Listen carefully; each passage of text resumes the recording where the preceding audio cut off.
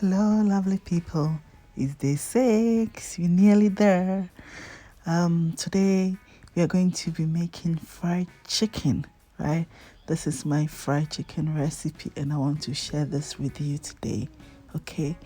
Before we get on, I hope everyone is doing great.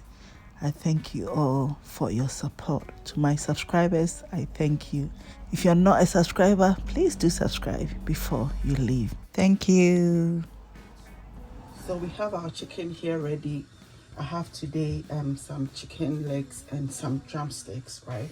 And these are going to be amazing. They're going to be delicious. They're going to be nice, crunchy, and moist, juicy inside. So we are going to be creating our marinade. Yeah, we're going to be marinating this chicken for at least 8 hours. So if you can do it over the day before, the night before, that would be great. If nothing at all, you can do it for 6 hours. Yeah. So let's get on with the marinade. Right now, so I'll put this aside and I'll bring this in the water for the marinade. So this water is 2.5 liters of water, right? In it, I'm going to put in 3 tablespoons of salt, yeah? And 1.5 tablespoon of sugar.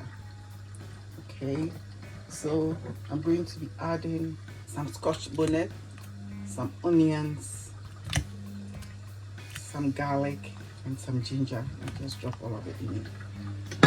So that is it, right? So this is, we're going to stir.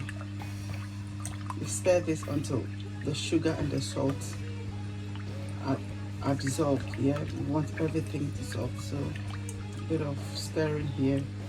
We stir. They need to be dissolved. If it's not dissolved, it means the water is not enough. But then it is enough, so it will dissolve, right? Once that is dissolved, we put everything in, all the chicken in. So we're going to put all our chicken in here. This is about 2 kilograms of chicken I have here. So yeah, we take this, all the chicken in. I'll cover it and I'll let it sit in the fridge for at least 6 hours. Right, now it should be in for 8 hours. If you don't have time, then I'll suggest do it overnight, right? So that whilst you sleep, it will be marinating nicely. So there you go. Let's give it one more stir to ensure that everything is nice and dissolved in there, right? So I'll cover this with the kitchen foil. Pop this in the fridge. So it's the next day and we're going to be frying our chicken. So I'm going to be making our batter. Okay, so I've just added some corn flour to plain flour. Okay, and I'm going to be adding some spices. So this is a bit of salt, ginger, garlic powder, and I'll list all of them in the description box for you to know. Okay, so I just add all that to the flour and I stir it. Okay, so once I do that, I'm going to be dividing into 2. So that's why I'm measuring, so that I know the quantity, then I divide by 2, then I get equal parts. You could just eyeball it, but I just wanted to be precise. So once that is done, then we'll start our frying process. Okay, so we use half of it to make the batter, then we use half of it to coat the chicken, so I'm trying to figure out how much that is. Is that even necessary for you to see? Can you imagine me leaving this in this video for you to watch? Anyway, it will be fine. We'll get there in the end. We'll get a half. So we're done. So you add 4 eggs to half of the flour. Okay, so this is a big portion because I had about 2 kg of chicken. It was a lot of chicken. So yeah, so I had 2 eggs and I added some water, but I didn't show that, so I'll put that in the description box as well. So once the butter is done, I drained the chicken, and then I pat it dry with chicken towel. Okay, chicken towel, kitchen towel.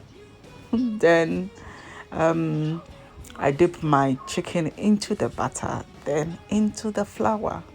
You see that process? It is very easy. Yeah, you can just watch and do it. Okay, watch and do. Anyway, so yes, we do that, and I normally do a few, like about 5 or 6, the number that I want to fry at a time, so that when I drop it, it's very nice and quick. I don't want to be like, going back and forth, nothing else. I get sticky fingers and I don't like it. So I like the chicken, but I don't like the sticky fingers. So yeah, well, once that is done, I just go ahead and we fry it. So this is a very good chicken recipe, especially the butter. Okay, so after I fried my turkey, all my turkeys, my turkey butterfly, my full turkey and everything, I discovered this butter recipe, and I think this is the best. It is the crunchiest. You hear it at the end. Yeah, I was able to record me cutting through that chicken, and the crunch is amazing.